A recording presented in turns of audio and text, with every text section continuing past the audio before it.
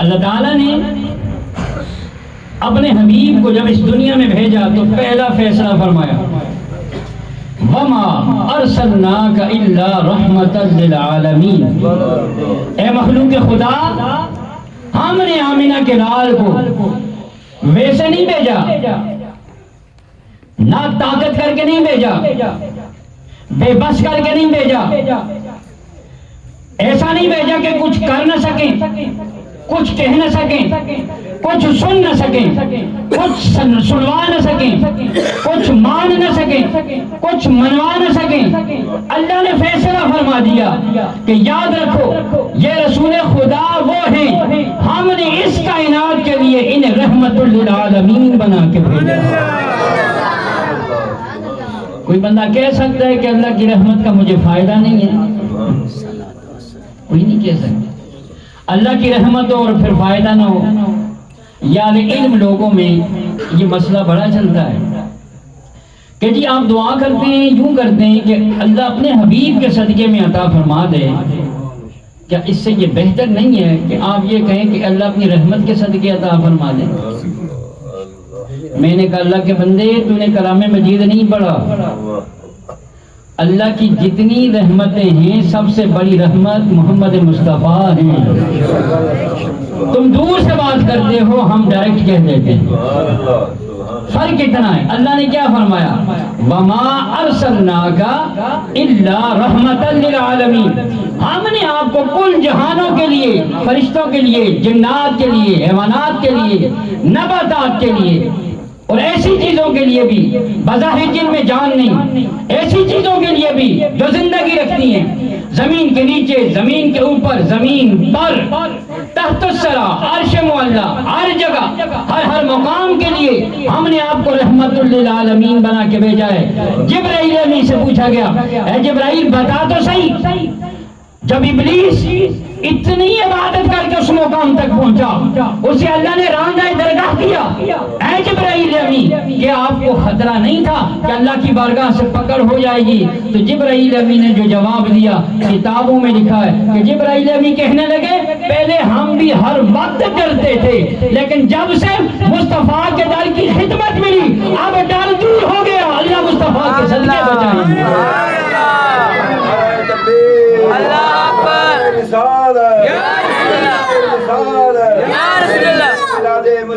زندہ باد، زندہ باد۔ لیکن ایمان والو اللہ کی تقسیم دیکھو، جب رحمت کی بات آئی تو کل کائنات، کافر ہوں، مسلمان ہوں، جنات ہوں، منافق ہوں، غیر منافق ہوں، نیک ہوں، گنہگار ہوں، کمزور ہوں، ضعیف ہوں، جو بھی ہے، فرمائے حبیب آپ سب کے لیے رحمت للعالمین ہے۔ اس رحمت کی مثال دینے لگا۔ یہ جو جمعہ کا دن ہے، جمعہ کا دن آپ اکثر مساجد میں دیکھتے ہوں گے کہ جو خطبہ حضرات ہیں وہ ہاتھ میں عصا لے کر ممبر پہ کھڑے ہوتے ہیں۔ وہ نہ بھی کھڑے ہوں، کوئی اس کی اتنی ضرورت نہیں ہے فی زمانے، کیونکہ سہولتیں ساری موجود ہیں۔ اب یہ کیوں ہے؟ یہ اس لیے کہ جب آقا علیہ السلام نے خطبہ ارشاد فرمایا، سب سے پہلے تو ممبر تو تھا نہیں، آقا علیہ السلام بیٹھ کر خطبہ فرماتے نہیں تھے، ہزاروں لاکھوں کا مجمع ہوتا تھا کم و بیش۔ تو ایمان والو آقا علیہ السلام کھڑے ہو کے خطبہ ارشاد فرماتے، ہماری تقریر تو منٹوں کے حساب سے ہوتی ہے یا ٹائم ہوتا ہے کہ فلاں وقت جماعت کھڑی ہو جائے گی۔ اللہ کے رسول کا یہ معاملہ نہیں تھا، جیسے جیسے بیان کرتے جاتے اللہ کی طرف سے وحی کا نزول ہوتا رہتا۔ سبحان اللہ۔ کتنا ہوتا، کب ہوتا، یہ کوئی نہیں جانتا۔ تو نبی پاک صلی اللہ علیہ وآلہ وسلم نے اصحاب رسول سے کہا، اپنے غلاموں سے، ادھر ایک کھجور کا تنا، خشک تنا ادھر کھڑا کر دو۔ خطاب کے دوران جب نبی صلی اللہ علیہ وسلم تکلیف محسوس کرتے تو اپنے جسم اندر اس کے ساتھ لگا کر سہارا لے کر خطاب کرتے۔ سبحان اللہ۔ ایک طرف یہ ہوتا تھا، اور دوسرے ہاتھ میں جب دیکھتے کہ اس طرف تکلیف ہے، وقت زیادہ گزر چکا ہے، آسا لے کر اس پہ سہارا لے کر خطاب جاری رہتا تھا۔ سبحان اللہ۔ اب حدیث مبارکہ ہے کہ آقا علیہ السلام کے ماننے والے سامنے بیٹھے ان میں ایک رومی شخص کھڑا ہوا ہے، کہنے لگا اللہ کے رسول میں کچھ ایسا کرنا چاہتا ہوں کہ آپ کو تکلیف بھی نہ ہو اور آپ محسوس بھی ایسا ہو کہ آپ لوگوں کے درمیان کھڑے ہیں۔ آقا علیہ السلام نے فرمایا کیا کرنا چاہتے ہو؟ تو اس نے کہا اللہ کے رسول میں ممبر بنوانا چاہتا ہوں آپ کو۔ سبحان اللہ، یہ ممبر، یہ ساری چیزیں یہ رسول اللہ صلی اللہ علیہ وآلہ وسلم کی سنتیں ہیں۔ سبحان اللہ۔ اب ایمان والو ممبر بنا، ممبر تیار ہو گیا، وہ رحمت للعالمین نبی جب جمعہ کے دن اس ممبر پر تشریف فرما ہوئے خطبہ دینے کے لیے، وہ جو کھجور کا تنا تھا، کھجور کا تنا، اس کھجور کے تنے نے رونا شروع کر دیا۔ یہ کھجور کا تنا کون سا تھا؟ یہ درخت نہیں تھا، خشک تنا لا کے اس مسجد کے اندر کھڑا کیا گیا تھا جس سے آقا سہارا لیتے تھے۔ اس تنے نے رونا شروع کر دیا۔ اب ایمان والو بندہ کہے جی ہم نے تو کسی درخت کی آنکھیں ہی نہیں دیکھی، آنسو کدھر سے آئے؟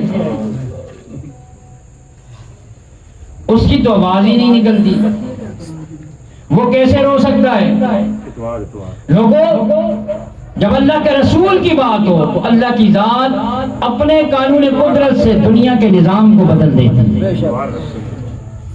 اب کھجور کا خشک تنا ہے، ہرا تنا بھی نہیں ہے، چند لمحے اسے نصیب ہوئے، آقا علیہ السلام کا قرب ملا اور آقا علیہ السلام نے ساتھ میں ہی ممبر رکھا، اس نے رونا شروع کر دیا۔ ایمان والو ذرا توجہ رکھیں، وہ خشک تنا جس نے رونا شروع کر دیا، لوگوں آقا علیہ السلام کی محبت میں اسے آقا علیہ السلام سے دور ہونا گوارا نہیں تھا، تو لوگوں خشک تنے کی محبت کا یہ عالم ہے، مصطفیٰ کے غلاموں کی محبت کا کیا عالم ہے؟ سبحان اللہ، سبحان اللہ، نعرہ تکبیر، اللہ اکبر، نعرہ رسالت، یا رسول اللہ، نعرہ حیدری، یا علی، نعرہ تحقیق، حق جاریہ، نعرہ علیہ نعریہ شریف، زندہ باد، نعرہ اہل سنت، زندہ باد۔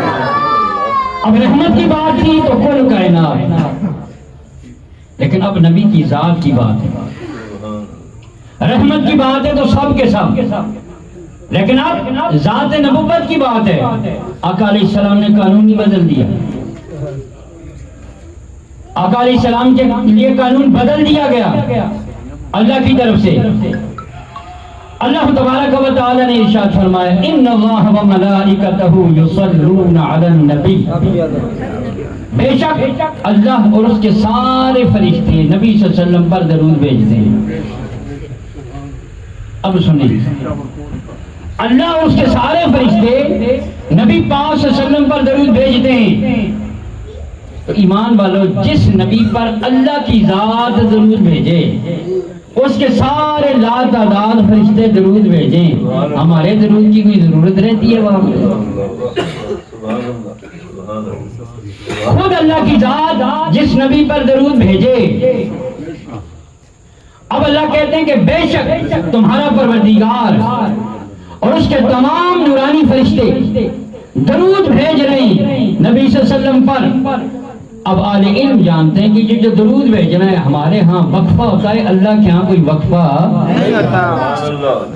24 گھنٹے بھیجا جا رہا ہے۔ اب اللہ کی ذات نے کیا فرمایا؟ جب بات رحمت کی تھی تو فرمایا رحمتاً للعالمین، ساری دنیا کے لیے آقا رحمت للعالمین بن کے آئے۔ لیکن جب بات درود کی آئی تو یہ نہیں فرمایا کہ اے سارے مسلمانوں،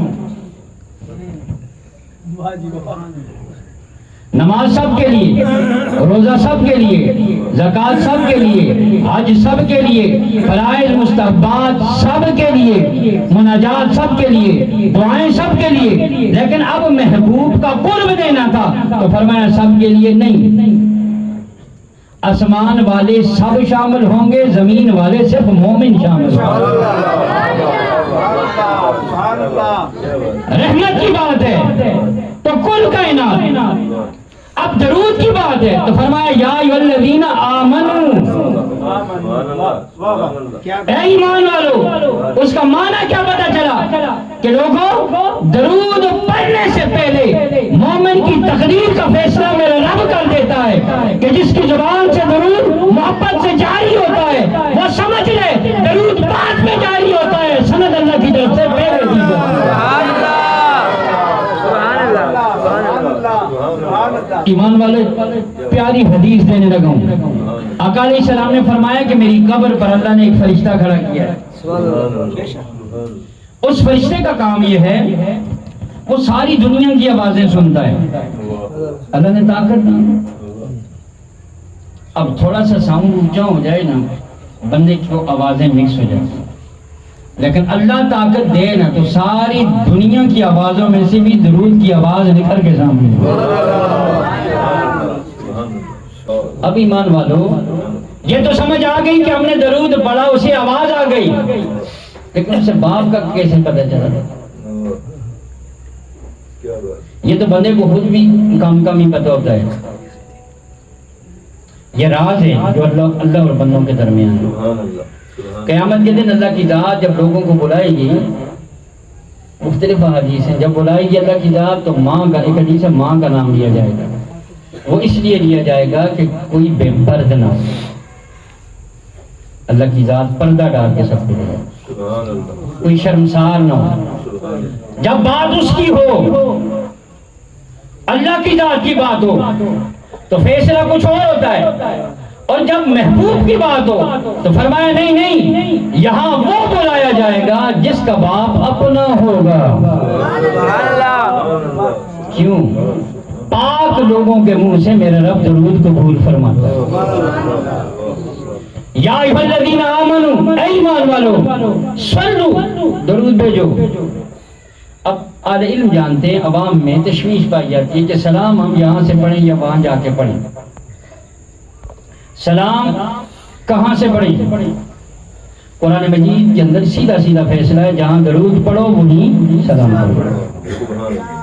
یہ اپنی طرف کی کوئی ٹھیکیداری یا چوکیداری والا معاملہ نہیں۔ ہم نماز پڑھتے ہیں، پہلے سلام پڑھتے ہیں پھر درود پڑھتے ہیں، السلام علیکم، اور ہم درود بھیجتے ہیں، آگے درود بھیجتے ہیں، یہ سلام بھی پہنچا دیا جاتا ہے اور درود بھی پہنچا دیا جاتا ہے۔ اور آقا علیہ السلام نے فرمایا جو آ کر مجھ پر خود پڑھے، پھر فرشتے درمیان میں نہیں ہوتے، میں محمد اپنے کانوں سے اس کے سلام کو سنتا ہوں، پھر وہ فضیلت جدا ہے۔ اب فرمایا اے ایمان والو، صلو علیہ وسلموا تسلیما، درود پڑھو، اور پھر فرمایا سلام پڑھو تسلیما، پھر دگنا سلام پڑھو۔ درود کا ایک مرتبہ کہا گیا اور سلام کا 2 مرتبہ اشارہ دیا گیا، ڈبل اشارہ دیا گیا۔ لوگوں غور کرو، اگر سلام وہیں جا کر پڑھنا ہوتا تو جس بندے نے عمرہ نہیں کیا وہ ساری زندگی نبی پہ سلام نہیں بھیجے گا؟ کیسے ممکن ہے؟ کیسے ممکن ہے؟ میرے وہ رحمت للعالمین ہے، اور وہ انسان رحمت للعالمین کے ہاں سے محروم واپس پلٹے۔ سو ایمان والو، اللہ نے فرمایا جب بات رحمت کی ہوگی کافر بھی مانگے گا مصطفیٰ کا صدقہ دوں گا، جب بات رحمت کی ہوگی جانور بھی مانگے گا مصطفیٰ کا صدقہ دوں گا، چھوٹا بڑا دور قریب جو بھی ہوگا جب بھی مصطفیٰ کے صدقے میں مانگے گا میں اسے دوں گا، اس لیے کہ میں نے اسے رحمت للعالمین بنایا ہے۔ لیکن جب بات اس رحمت للعالمین کی ذات کی آئی تو فرمایا اللہ اور اس کے فرشتے اس نبی پر درود بھیجتے ہیں، لیکن جب درود کی باری آئی، رحمت کی باری آئی تو عام فرمایا، جب درود کی باری آئی تو فقط مومن فرمایا۔